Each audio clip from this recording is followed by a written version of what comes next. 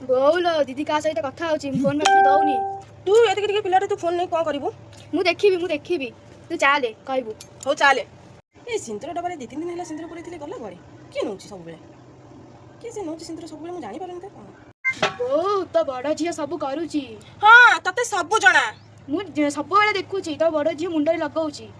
ସେ ସିନ୍ଦୁର ନେଇକି କ'ଣ କରିବ ବା? ଏଇ ପିଲାଟା କିଏ ସବୁବେଳେ ଡେଲି ଏଇ ରାସ୍ତା ଦେଇ ଯିବା ଆସିବା କରୁଛି ଆଉ ଆମ ଘରକୁ ଅନଉଛି?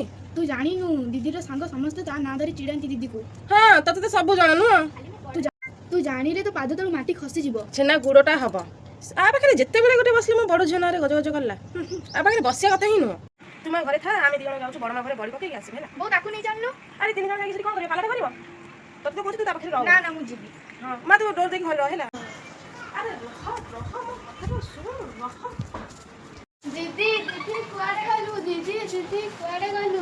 ବୋଉ କ'ଣ ହେଲା? କ'ଣ ହେଲା? କହିଥିଲି ନା ତୋ ବଡ଼ ଝିଅକୁ ନେଇଯିବା ପାଇଁ। କ'ଣ ହେଲା? କହିଥିଲି ନା ବଡ଼ ଝିଅକୁ ନେଇଯିବା ପାଇଁ। କ'ଣ ହେଲା? କ'ଣ ଯୁକ୍ତି କେମିତି? ତୋ ବଡ଼ ଝିଅ ଗାୟବ ହେଇଯାଇଛି। ଫେର ହେଇଗଲା ଲୋ। ମୋ ସାନ ଝିଅ ଠିକ୍ କହିଥିଲା ଲୋ। ମୁଁ କାହିଁ ତା କଥା ମାନିନି ଲୋ। କାହିଁ ମାନିଲିନି?